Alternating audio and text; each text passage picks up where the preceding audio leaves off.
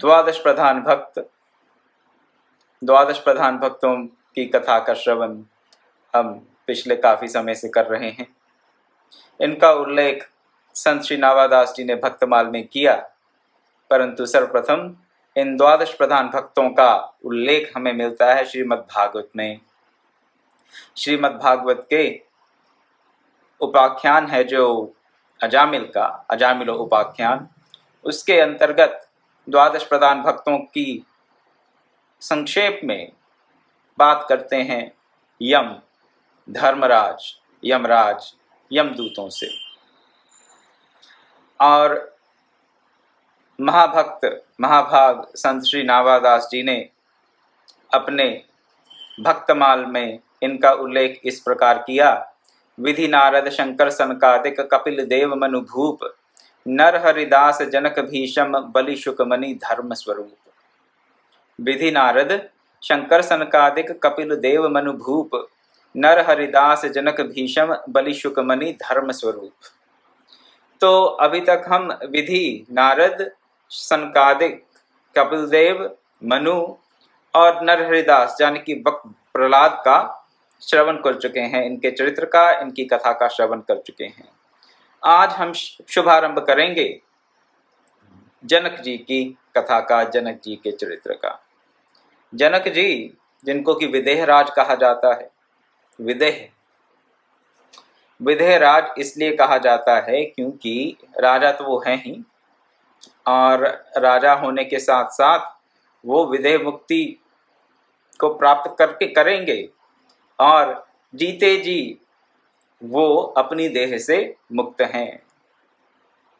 शास्त्रों के अनुसार मुक्त पुरुष जो है, अगर वो शरीरधारी है तो उसको जीवन मुक्त कहा जाता है, और अगर कोई मुक्त पुरुष शरीर का परित्याग कर देता है तो उसे विदेह मुक्ति कहा जाता है। जीवन मुक्ति और विदेह मुक्ति, जीते जी जो मुक्त है वो जीवन मुक्त है, शरीर धारण किया हुआ है परंतु फिर भी मुक्त है। विदेह मुक्त जिसने देह का परित्याग भी कर दिया और उसके पश्चात भी जो मुक्त है वो विदेह मुक्त है।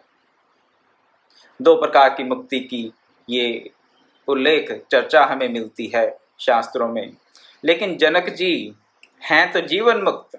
जनक जी अपना शरीर धारण किए हुए हैं, राजा हैं, मिथिला के राजा हैं, जनकपुर के राजा हैं। राजा होने पर भी, पूरे राज्य का कार्यभार संभालने पर भी, शरीर धारण करने पर भी उनको विदेह की संज्ञा दी गई है, जीवन मुक्त की नहीं, विदेह की संज्ञा दी गई। देह होते हुए भी उनको देह का कोई भान है नहीं, देह के किसी भी प्रकार के बंधन से वो बंधे हुए नहीं हैं।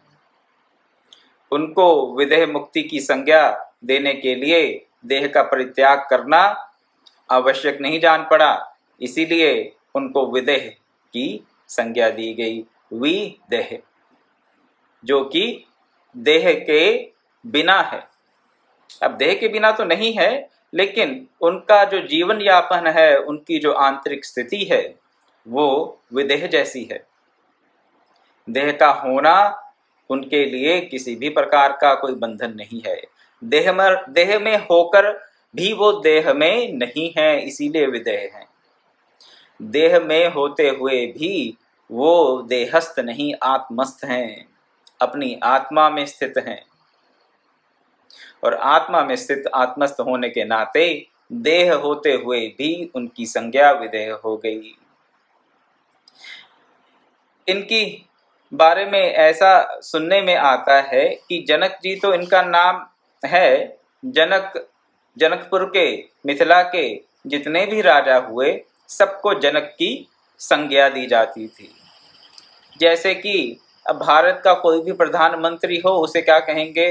प्रधानमंत्री। तो प्रधानमंत्री तो बदलते रहेंगे भारतवर्ष के, परंतु जो भी प्रधानमंत्री बनेगा उसे क्या कहेंगे? प्रधानमंत्री जी। व्यक्ति बदलते रहेंगे लेकिन जो पद है वो तो बना रहेगा। इसी प्रकार से जनकपुर का, मिथिला का जो भी राजा होता था उसको जनक की संज्ञा दी जाती थी। लेकिन जिन जनक की हम यहाँ बात कर रहे हैं उनका नाम था शीरध्वज। शीरध्वज नाम था उनका, और उनके छोटे भाई का नाम था कुशध्वज। कुशध्वज का नाम तो हम पढ़ने सुनने में आ जाता है श्री रामचरितमानस में भी, लेकिन जनक जी का नाम शीरध्वज है, इसका उल्लेख बहुत कम मिलता है, क्योंकि वो अपने टाइटल से ही जाने जाते हैं। टाइटल कह देते हैं जिसे हम आजकल, क्या टाइटल है, कोई सीए है, इंजीनियर है, डॉक्टर है, प्रधानमंत्री है, मंत्री है, एसडीएम है, डीएम है, भांति भांति के टाइटल हैं इस भौतिक जगत के। तो उनको जो जनक का टाइटल मिल गया, उस टाइटल के चलते वो उसी टाइटल से विख्यात हुए, उसी टाइटल से वो जाने लगे। इसलिए जो उनका नाम था शीरध्वज वो इतना प्रचलित नहीं हो पाया। इनकी जो वंश परंपरा है वो शुरू होती है राजा निमि से। राजा निमि से वंश परंपरा शुरू होती है, और ऐसा बताया जाता है कि सीता जी के पिता राजा जनक शीरध्वज उसी वंश परंपरा के 16वें राजा थे। राजा निमि से वंश परंपरा का आरंभ, और जो 16वीं पीढ़ी थी, जो 16वें राजा थे, उस श्रृंखला में वो राजा जनक शीरध्वज हुए। पिताजी कैसे बने ये सीता जी के, ये कथा आप जानते ही होंगे, परंतु फिर भी संक्षेप में उल्लेख कर देता हूँ, हो सकता है कुछ लोग ना जानते हों। शीरध्वज नाम इसलिए उनका पड़ा क्योंकि उन्होंने यज्ञ की भूमि जोती एक बार। ज्योति क्यों, यज्ञ क्यों करने का उन्होंने संकल्प किया? क्योंकि वर्षा नहीं हो रही थी। वृष्टि ना होने के चलते, अकाल पड़ने के कारण कुछ संत महात्माओं ने, उनके पुरोहितों ने उनसे आग्रह किया कि आप वर्षा के निमित्त यज्ञ का अनुष्ठान करें। तो जब यज्ञ का अनुष्ठान किया जाता है, यज्ञ अनुष्ठान से पहले भूमि का शुद्धिकरण किया जाता है। भूमि का शुद्धिकरण कैसे किया जाता है? हल चलाकर, भूमि को हल से जोतकर उसका शुद्धिकरण किया जाता है। जनक जी ने भी ऐसा किया। अब जब भूमि के शुद्धिकरण के लिए, यज्ञ अनुष्ठान के निमित्त भूमि के शुद्धिकरण के लिए वो हल चलाने लगे, तो हल की नोक से एक कन्या उत्पन्न हो गई। कन्या मिली कहाँ? भूमि से। हल की नोक लगी, एक घट बताते हैं, कहीं कहीं कोई और पात्र बताते हैं, कहने में अंतर आ जाता है, परंतु बात यह है कि वो हल चला रहे थे राजा जनक शीरध्वज, और उनको हल चलाते चलाते कन्या की प्राप्ति हुई। कन्या थी वो भूमि की, भूमिपुत्री सीता मां, और उन्होंने उनको अपनी पुत्री के समान उसका लालन पालन किया, देवी सीता का। अब जो नोक रहती है हल की, उसको सीत भी कहा जाता है, और इसी के कारण इस बालिका का, भगवती का इस अवतरण में नाम पड़ गया सीता। और सीर भी कहा जाता है, हल की नोक को सीत कहा जाता है, इसलिए जगजननी माता का नाम सीता पड़ गया इस अवतरण में। और इसको सीर कहा जाता है, हल की नोक को सीर होने के कारण, सीर नाम के कारण जनक जी का नाम पड़ गया शीरध्वज, शीरध्वज।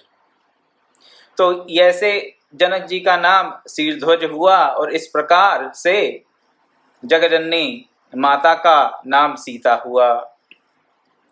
तो वर्षा हुई, और फिर जनक जी को किसी भी प्रकार का पश्चाताप नहीं रहा कि वर्षा हो नहीं रही, या किसी प्रकार के अकाल से उनकी प्रजा त्रस्त है। फिर से धन धान्य की उपलब्धता हो गई यज्ञ के बाद, और जहाँ पर देवी सीता खुद प्रकट हो गई हों, वहाँ पर किसी प्रकार की दृढ़ता का तो बात ही नहीं आनी चाहिए मन में, वहाँ पर किसी प्रकार की दृढ़ता हो नहीं सकती। जहाँ पर किसी प्रकार की दृढ़ता नहीं होगी वहाँ धन्य धान्य की कमी क्यों होगी। जगजननी महालक्ष्मी, महाकाली, महासरस्वती जिनके एक एक अंग से प्रकट होती हैं, वो जहाँ स्वयं विराजमान हो वहाँ पर तो किसी प्रकार का अभाव हो नहीं सकता।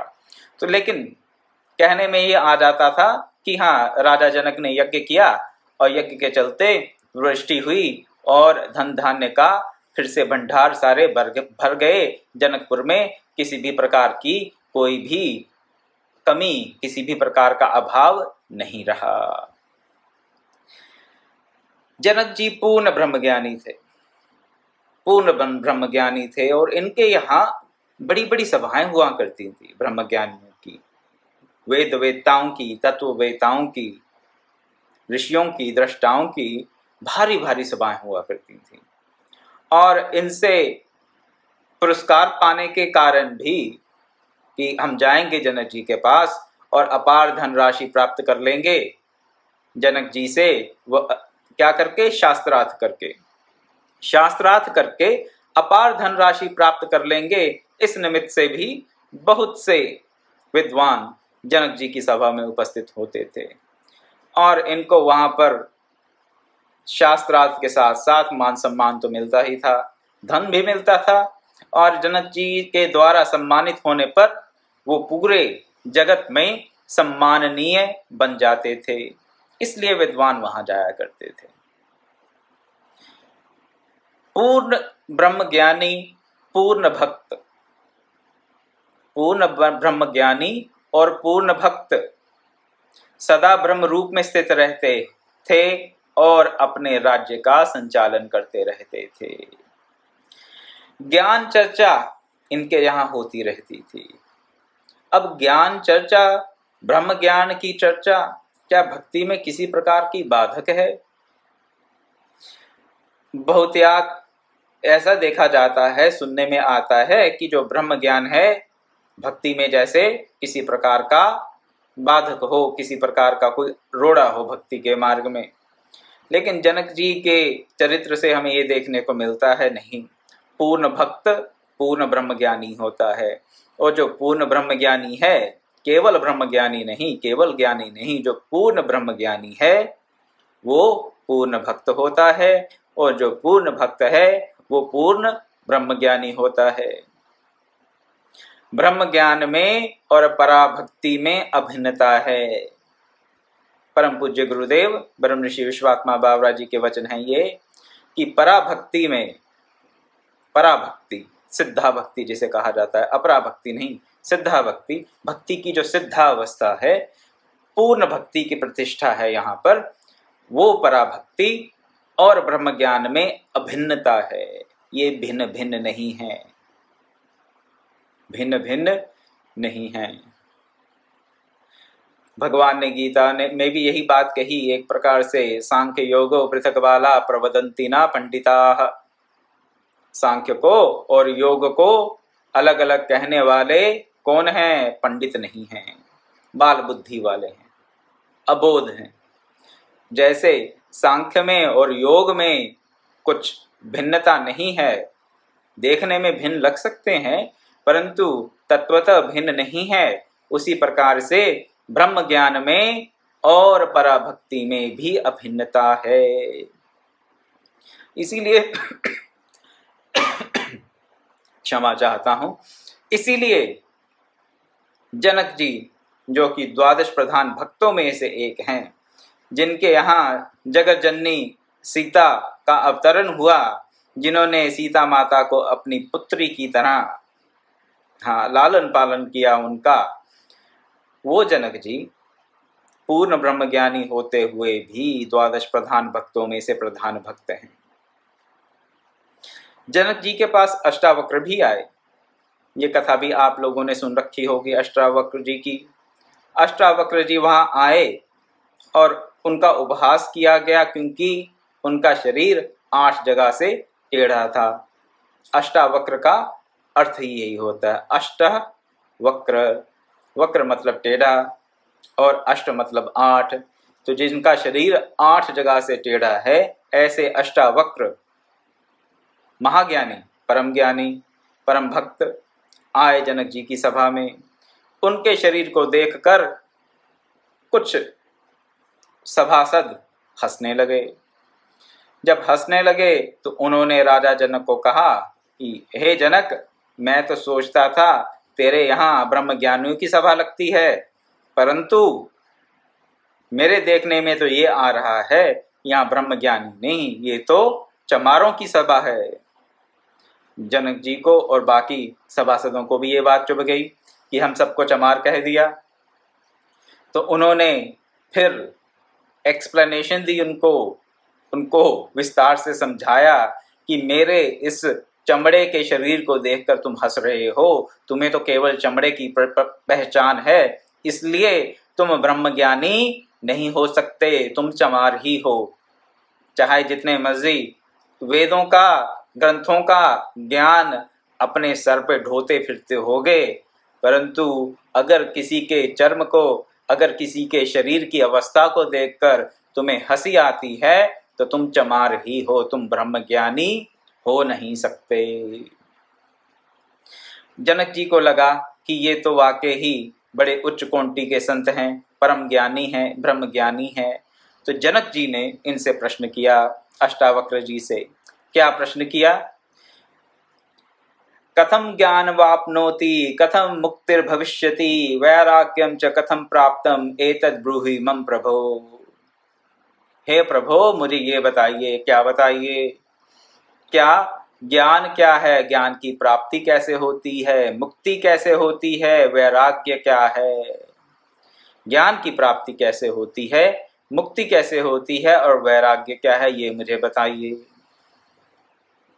तो ज्ञान प्राप्त करना चाहते हैं जनक जी, किससे? अष्टावक्र जी से, इसलिए ये प्रश्न कर रहे हैं। और इस प्रश्न के उत्तर में जो अष्टावक्र जी ने कहा वो अष्टावक्र गीता के नाम से सुप्रसिद्ध है। अष्टावक्र गीता अपने आप में एक पूर्ण ग्रंथ है और उस ग्रंथ में अष्टावक्र जी ने ऐसी ऐसी युक्तियां दी हैं समझाने के लिए जनक जी को। क्या समझाने के लिए? कि ज्ञान क्या है, वैराग्य क्या है और उसकी प्राप्ति किस प्रकार हो सकती है।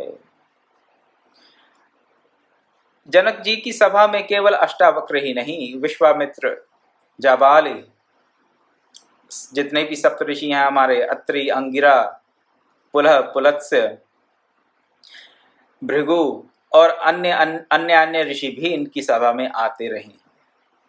क्यों आते रहे? क्योंकि वो जानते थे कि ये जनक विधेयराज पूर्ण प्रज्ञ हैं और जो पूर्ण प्रज्ञ है वो ही किसी अन्य पूर्ण प्रज्ञ, किसी अन्य ब्रह्म ज्ञानी को वो स्थान दे सकता है, क्योंकि वो समझता है। जिसको खुद ही समझ नहीं है, जिसको खुद समझ नहीं है, वो किसी ब्रह्म ज्ञानी की क्या सेवा करेगा, उस ब्रह्म ज्ञानी के महत्व को क्या समझेगा।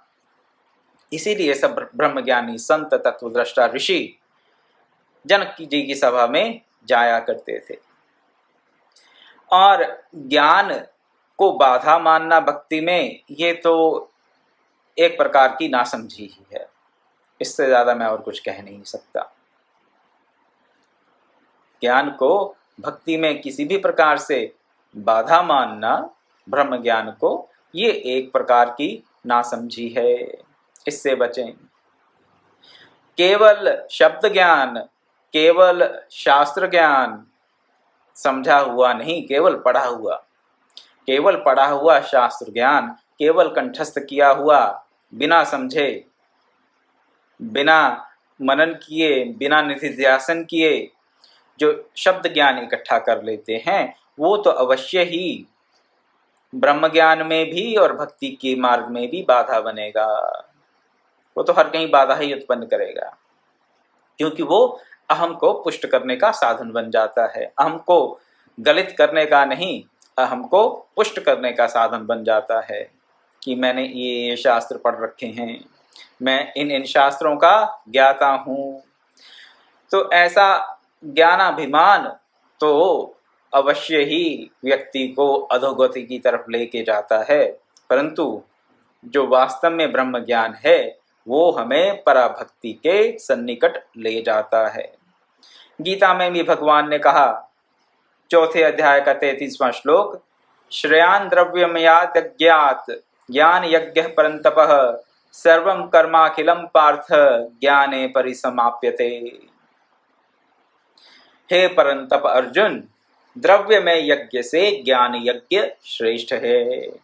इसका अर्थ ये मत लीजिएगा कि द्रव्य यज्ञ नहीं करना चाहिए, वो भी करना चाहिए, इसमें कोई वो बात नहीं है, परंतु द्रव्य यज्ञ से ज्ञान यज्ञ श्रेष्ठ है। अब द्रव्य यज्ञ क्या है? कर्म है, एक प्रकार का कर्म है द्रव्य यज्ञ। और ज्ञान यज्ञ श्रेष्ठ क्यों है? अगले भाग में बताते हैं। संपूर्ण कर्म और पदार्थ ज्ञान तत्व ज्ञान में समाप्त हो जाते हैं। भांति भांति के कर्म हम करते हैं, भांति भांति के पदार्थों को लेकर। द्रव्य यज्ञ भी एक ऐसी प्रकार का कर्म है, इष्ट कर्म है, वेद विदित कर्म है, करणीय कर्म है, इसमें कोई संशय नहीं। लेकिन जब तत्व ज्ञान हो जाता है, जिस ज्ञान की हम बात कर रहे हैं, वो केवल कर्म के संबंधित ज्ञान नहीं, केवल पदार्थ के संबंधित ज्ञान नहीं, तत्व ज्ञान, वो ब्रह्म ज्ञान जब प्राप्त हो जाता है तो क्या होता है? सब प्रकार के कर्म, सब प्रकार के पदार्थ ज्ञान का समापन हो जाता है। तो कर्मों का समापन जहां हो जाता है, भांति भांति के भौतिक ज्ञानों का, पदार्थ ज्ञान क्या है? पदार्थ क्या है? भौतिक जगत की वस्तुएं ही पदार्थ हैं। भौतिक जगत की वस्तुएं और उनका ज्ञान तो भौतिक ज्ञान हुआ। भौतिक ज्ञान बंधन का ही कारण बनेगा। प्रहलाद जी ने भी यही कहा 2 दिन पहले, 3 दिन पहले, कि जो भौतिक नाम रूप हैं और उनका ज्ञान है भौतिक पदार्थों का, वो तो बंधन में डालने वाला है। और प्रभु का नाम ही, प्रभु का रूप ही, प्रभु की लीलाएं ही, प्रभु का धाम ही मुक्ति को, भगवत चरणों में प्रेम को, भगवत भक्ति को देने वाली हैं। तो इस तत्व ज्ञान से क्या होता है? जो कर्मों का ज्ञान है, पदार्थों का ज्ञान है, उसका समापन हो जाता है, उसका लय, समापन मतलब उसका लय हो जाता है, ये गौण हो जाते हैं। ना कर्मों में प्रवृत्ति बनेगी, तब भांति भांति के कर्मों में प्रवृत्ति नहीं बनेगी, ना ही भांति भांति के पदार्थों में मन की अनुरक्ति होगी तत्व ज्ञान होने पर। जब इस भौतिक जगत के पदार्थों में और भांति भांति के कर्मों में हमारी अनुरक्ति नहीं होगी, तभी तो भगवत चरणों में अनुरक्ति होगी। ब्रह्मज्ञानी होने के बाद व्यक्ति क्या करेगा? एक ब्रह्मज्ञानी पुरुष क्या करता है? वो भक्ति के सिवा और कुछ कर ही नहीं सकता। सिया राम में सब जग जानी वाली स्थिति उसकी हो जाती है। ब्रह्मज्ञानी की ये स्थिति है। इसीलिए इस ज्ञान को भगवान श्री कृष्ण गीता के 4थे अध्याय के 33वें श्लोक में ये कहकर श्रेयस्कर बता रहे हैं। किससे श्रेयस्कर? ज्ञान यज्ञ को द्रव्य यज्ञ से श्रेष्ठ बता रहे हैं, ज्यादा प्रभावशाली बता रहे हैं। क्योंकि द्रव्य यज्ञ तो पदार्थों से होगा, कर्मों से होगा, लेकिन ज्ञान यज्ञ से उन पदार्थों का और उन कर्मों का ज्ञान का परिसमापन हो जाएगा। इन सब भांति भांति के कर्मों से छूटेंगे तभी तो भगवान की तरफ हमारा मन लगेगा। और जब तक भांति भांति के कर्मों में और भांति भांति के द्रव्यों में मन फंसा रहेगा, भगवान की तरफ ध्यान कहाँ कैसे लगेगा? और इनसे मन हटाने के लिए, किनसे? भांति भांति के कर्मों और भांति भांति के द्रव्यों, भौतिक द्रव्यों से मन हटाने के लिए क्या चाहिए? तत्व ज्ञान। तत्व ज्ञान देने वाले भी वही हैं। कौन? वही परम प्रकाशक, परमपिता परमात्मा भगवान श्री कृष्ण तत्व ज्ञान देने वाले हैं। तत्व ज्ञान की प्राप्ति भी उन्हीं से ही होगी। और उस तत्व ज्ञान के प्राप्त होते ही मन में क्या होगा? भगवत चरणों में अनुरक्ति और वो विशुद्ध प्रेम भाव, प्रेमा भक्ति का उदय होगा ही होगा। तो इसलिए आप तत्व ज्ञान को भक्ति में बाधक ना समझें। बाधक नहीं, ये तो परम साधन है, परम साधन है भक्ति के मार्ग के लिए। चौथे अध्याय के 38वें श्लोक में फिर कहते हैं, ना ही ज्ञानेन सदृशम पवित्रमिह विद्यते तत्स्वयं योग संसिद्धि काले नात्मनि विन्दति। इस लोक में ज्ञान जैसा पवित्र करने वाला और कुछ नहीं है। निसंदेह कहते हैं, निसंदेह ज्ञान जैसी पवित्रता और कोई देने वाली वस्तु इस भौतिक जगत में है नहीं। और इस ज्ञान से पवित्र होंगे, इस ज्ञान से पवित्र होंगे तभी तो अपने आप को भगवत चरणों में अर्पित कर पाएंगे। अशुद्ध वस्तु को क्या आप ठाकुर जी के चरणों में अर्पित करते हैं? आपको ये पता चल जाए कि ये वस्तु, ये पुष्प, ये खाद्य पदार्थ, ये भोग किसी प्रकार से भी अशुद्ध हो गया है, तो क्या आप ठाकुर जी को समर्पित करेंगे? नहीं करेंगे। अगर आपके मन में श्रद्धा का भाव होगा तो अशुद्ध वस्तु को आप अपने इष्ट देव को समर्पित नहीं करेंगे। तो अगर खुद को भगवत चरणों में समर्पित करना है तो अशुद्ध स्व को समर्पित करेंगे या इसको शुद्ध करके समर्पित करेंगे भगवत चरणों में? विचार कीजिए। शुद्ध होंगे तभी तो अपने आप को भगवत चरणों में समर्पित कर पाएंगे। और वो शुद्धता कहाँ से आएगी, पवित्रता कहाँ से आएगी? ज्ञान अग्नि से। ज्ञान रूपी अग्नि में जब हम अपने आप को शुद्ध कर लेंगे तो शुद्ध होने के बाद फिर अपने आप को प्रभु के चरणों में अर्पित करने के अधिकारी होंगे, अर्पित कर पाएंगे। उससे पहले अर्पित कर ही नहीं पाएंगे। जब तक अज्ञान बना रहेगा, जब तक अविद्या से ग्रसित रहेंगे, जब तक अशुद्धि रहेगी किसी प्रकार की, तब तक भाव ही शुद्ध नहीं होगा। जब तक शुद्ध भाव नहीं होगा तो फिर जो अर्पण करेंगे भी या अर्पण करने का जो प्रयास करेंगे भी वो पूर्ण रूप से सफल हो नहीं पाएगा। पूर्ण ज्ञान ही नहीं है जिस प्रक्रिया का, उसको पूर्ण रूप से कैसे क्रियान्वित कर पाएंगे? एक प्रोसेस को आप फॉलो करना चाहते हैं लेकिन उस प्रोसेस के सभी स्टेप्स की आपको नॉलेज नहीं होगी तो उस प्रोसेस को आप कंप्लीट नहीं कर सकते। इसी प्रकार से भगवान को समर्पित होना चाहते हैं तो अविद्या से ग्रसित होकर, अज्ञान से ग्रसित होकर नहीं हो सकते। कर्मों के बंधनों में फंसे होकर नहीं अपने आप को भगवत चरणों में समर्पित कर सकते। ज्ञान रूपी अग्नि से अपने आप को पवित्र करके भगवत चरणों में अर्पित करते हैं तो फिर जो भगवत चरणों में अर्पण होगा वो पूर्ण रूप से होगा। उससे पहले प्रयास तो होता रहेगा लेकिन बात पूरी बनेगी नहीं। अब जो ज्ञान जनक जी पूछ रहे हैं अष्टावक्र जी से, वो ज्ञान कैसे प्राप्त होता है? कैसे प्राप्त होगा वो तत्व ज्ञान? पुस्तकें पढ़ने से नहीं होगा, वेदाध्ययन से भी नहीं होगा, तप से भी नहीं होगा, यज्ञ से भी नहीं होगा। कैसे होगा? बताते हैं। भगवान श्री कृष्ण खुद ही बता रहे हैं। गीता के 4 अध्याय का 39वां श्लोक, श्रद्धावान लभते ज्ञानम तत्पर सैतेन्द्रिय ज्ञानम लब्ध्वा परा शांतिम अचिरेनाधिगच्छति।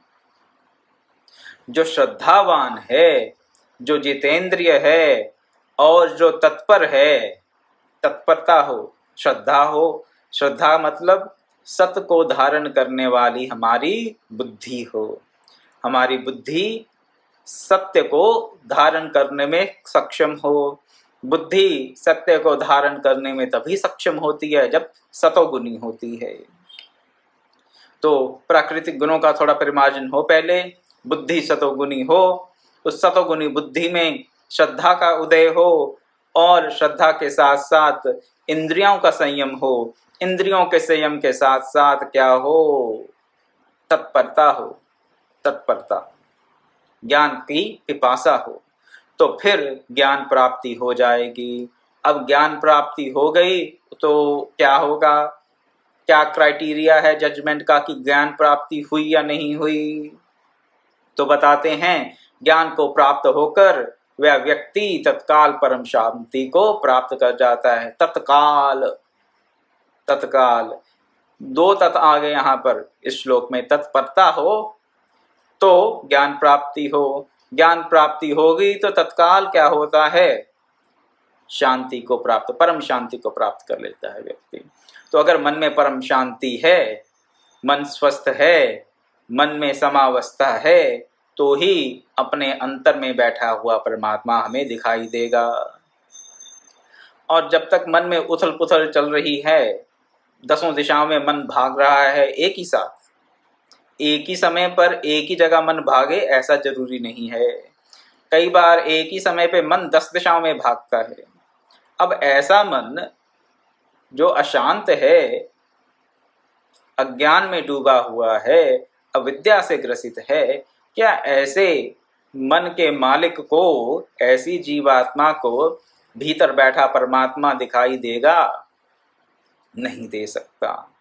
लेकिन श्रद्धा से, तत्परता से, इंद्रिय संयम से जब ज्ञान की प्राप्ति करेंगे तो क्या होगा, मन की समावस्था आएगी, मन शांत होगा और शांत मन से फिर प्रभु की प्रेमा भक्ति को प्राप्त कर लेंगे। प्रभु के दर्शनों को हम प्राप्त कर लेंगे, दर्शन प्राप्त कर सकते हैं प्रभु के प्रेम को प्राप्त कर सकते हैं और प्रभु के चरणों में अनुरक्ति को प्राप्त कर सकते हैं। जनक जी इसीलिए प्रश्न कर रहे हैं अष्टावक्र जी से कि बताइए वो वैराग्य कैसे हो, वो ज्ञान की प्राप्ति कैसे हो और मोक्ष की प्राप्ति कैसे हो? क्योंकि इन सब की प्राप्ति के पश्चात ही हमें भगवत प्रेम की प्राप्ति होती है। 4 पुरुषार्थ बताए जाते हैं हमारे यहाँ, धर्म अर्थ काम मोक्ष। धर्म अर्थ काम मोक्ष 4 पुरुषार्थ बताए जाते हैं। महाभारत में धर्म को सर्वोपरि बताया कि धर्म होगा तो अर्थ काम और मोक्ष स्वयं प्राप्त हो जाएंगे। लेकिन वैष्णवाचार्यों के मत से धर्म अर्थ काम मोक्ष सब ठीक है, लेकिन जो मानव जीवन का परम पुरुषार्थ है वो ना धर्म है, ना अर्थ है, ना काम है, ना मोक्ष है, तो फिर क्या है? वो है भगवत प्रेम की प्राप्ति, भगवत भक्ति की प्राप्ति। भगवत प्रेम की प्राप्ति को ही परम पुरुषार्थ बताया वैष्णवाचार्यों ने। हाँ, अधर्मी होंगे और अर्थ का संचय करेंगे अगर गलत तरीके से, गलत ढंग से, तो ऐसा नहीं कि भगवत भक्ति प्राप्त हो जाएगी। तो इसमें विरोध नहीं है, परंतु धर्म अर्थ काम मोक्ष को ही जीवन का ध्येय समझ लेंगे तो उस प्रेमा भक्ति की प्राप्ति से हम च्युत हो जाएंगे, दिमाग से निकल जाएगी वो बात। तो बाकी सबका पालन करें या ना करें, ध्येय ये रहे क्या कि भगवत प्रेम की प्राप्ति, भगवत प्राप्ति जीवन का परम लक्ष्य है। अधर्मी होकर तो नहीं प्राप्त कर सकते, लेकिन कई प्रसंग ऐसे आते हैं जैसे महात्मा भरत का, लक्ष्मण का। लक्ष्मण जी को भगवान राम ने कहा वन जाते हुए क्या कि घर पे रहो, मेरे साथ मत आओ, तो माता पिता की सेवा परम धर्म है। तुम अगर पिता का ख्याल रखोगे तो वो अपने आप को संभाल पाएंगे, और अगर तुम भी मेरे साथ चल पड़े और भरत और शत्रुघ्न यहाँ है नहीं तो राजा के बिना प्रजा दुखी होगी, और जिस राजा के राज में प्रजा दुखी होती है वो तो सर्वनाश को प्राप्त होगा ही। भगवान राम ने साफ साफ शब्दों में कह दिया कि तुम मेरे साथ आए तो एक तो राज्य चौपट होने की शंका तो है ही, लेकिन पिता दुर्गति को प्राप्त होंगे, क्योंकि राजा, जिस राजा के राज्य में प्रजा की दुर्गति होती है वो राजा अधोगति को, दुर्गति को प्राप्त होता है। अब लक्ष्मण जी क्या करें? लक्ष्मण जी ने अपना धर्म नहीं देखा, वहां पर धर्म नहीं देखा कि मैं पुत्र हूं, पुत्र धर्म ये कहता है और मैं राजकुमार भी हूँ, राजधर्म ये कहता है, इसलिए मैं ऐसा ऐसा कर लूँ।